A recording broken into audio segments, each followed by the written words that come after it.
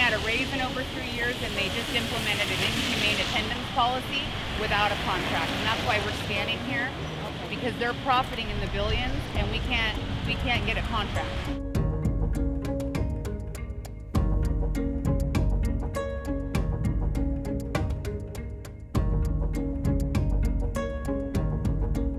I am a railroad wife. My husband has worked for BNSF for 20 years. I'm married to an engineer. We're here picketing about the high-vis attendance policy, and so that's the new strict attendance policy that went into effect in February. Support the workers that make you profit.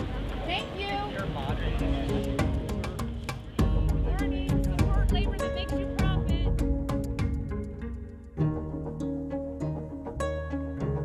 Railroad families are living a different life than most Americans understand. He already was on call all the time, but he had the ability to take days off. So if he was sick, if he was tired, he was able to take days off without repercussions. They live constantly at the mercy of the railroad. This new attendance policy has created even more of that issue. The high-vis is a point system attendance policy. Yes, we have personal leave days, vacation days, things like that, but there has to be availability for you to put in for those. There's been times that my husband's needed to take off. He has plenty of personal days, but he can't take off because there's no allocations available. So he can either miss whatever appointment it was or lay off and take a penalty as far as points. They are giving these guys a value on their lives.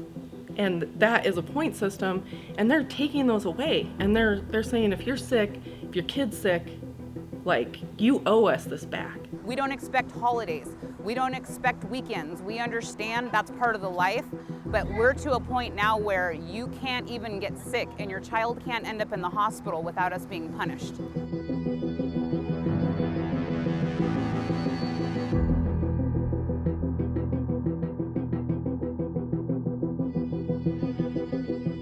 He'll get a ping on his phone that says, you gotta go to work at 3 o'clock. They break the call.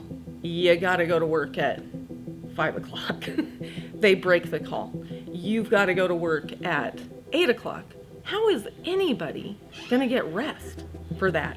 And for me, that creates the safety issue. These crews are out there working on little sleep, sometimes sick, because of this new policy. It's really not safe for our towns. You don't know when you're gonna sleep, you don't know when the phone's gonna ring, you don't know if you're gonna get enough sleep to go back to work. My husband and his engineer did hit a lady and she passed away, unfortunately. For 29 years, my husband has gotten up all hours of the day and night. Our marriage barely survived and we're making it. We understand that railroad crews are gonna be separated, but when we can't predict it and we're being punished for taking time that we need, it's unbearable.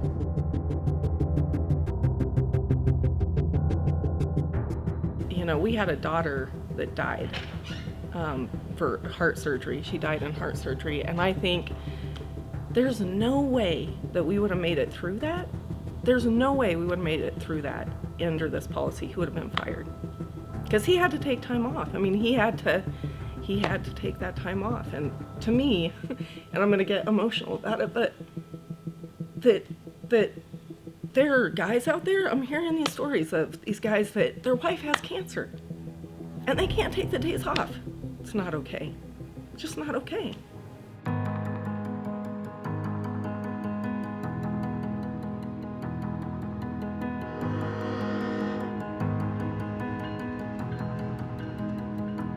The railroad created a supply chain crisis, and now here we are, having to deal with this policy. These guys, they want to do a good job, they want to continue to work on the railroad, but I think they feel trapped in this job.